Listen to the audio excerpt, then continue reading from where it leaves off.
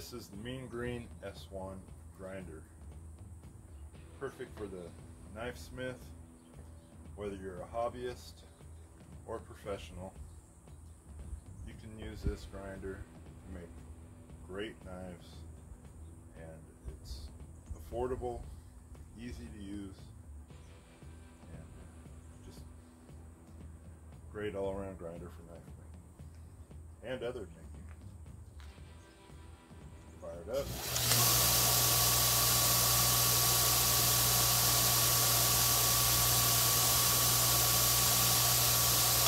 Set it off. Right there at your fingertips, right off the work table. Extra large work table. I make these tables like this because if you've got a small work table and you're trying to use a beveled jig or something like that, it doesn't really give you the room for anything much bigger than a 3-inch blade, 2-inch blade. This will let you work with bigger blades, give you more confidence, easy workability. I personally like using a knife jig because it also keeps your hands out of the way of accidentally running into that belt. With this belt on here, this is like a 220 belt that I just threw on here. But when you got a 36 grit belt on there, it'll take some skin off real quick if you hit it. So I personally like using a bevel jig. Some guys don't. They like to slide this out, stand here and work on their own, and that's great because this slides right out. You can also take out two bolts right here, put on a smaller table. But the S1 comes with a larger work table. The tracking is pretty easy. Lever right back here.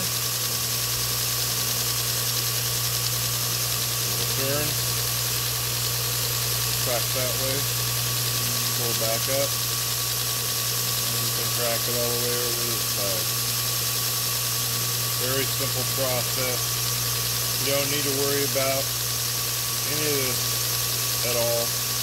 That's already preset. The only thing you're doing is turning that wheel in and out.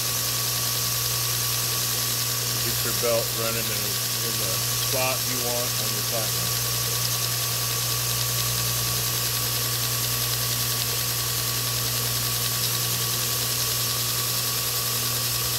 Very easy to control.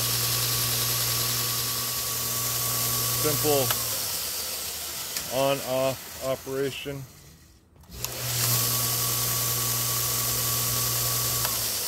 Very accessible right here at the work table. Just reach up and hit on or hit off. The switch is mounted to the table with the base plate, or if you're mounting it to a bench, you can set it pretty much wherever you want it. I prefer having mine on a stand, so there's a spot on the mounting plate to set the switch up, so it's right there within your hand's reach but out of your way of working. Changing the belts, we put a handle on here. Of course, we use a wrench just as a handle, just for looks. Just push this back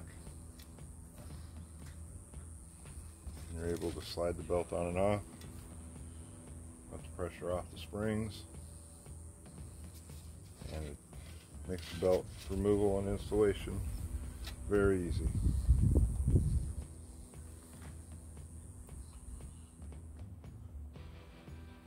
So the motor we use is a single phase induction motor. It spins at 3,400 RPM.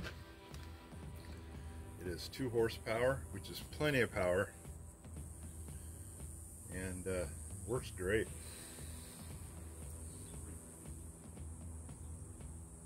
Square this up right here is a very simple procedure.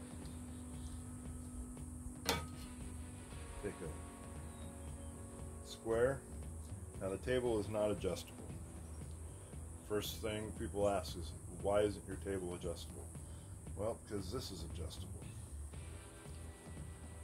So you loosen these two up, put your square on your table, set it to where it sits flat against your and you want to do that without a belt. And then tighten those down, recheck, and you've got a nice squared off edge. You don't have to worry about the vibration, loosening your table and turning it. It's not going to happen. And that is why we do not make a swiveling table. So when you get your grinder, your platen will be set up like this. I clamp it down on my metal plate here. Wheels are just barely off the ground, just scratching the surface. And then tighten it into place. This makes it a nice square surface right off of your rollers for your belt, to give your belt something to run on. If you wanted to add more, you could simply take it out of your grinder, clamp it to a table. I'm using a vice grip, and adjust it by loosening these two bolts with nylon lock nuts. Very simple to do.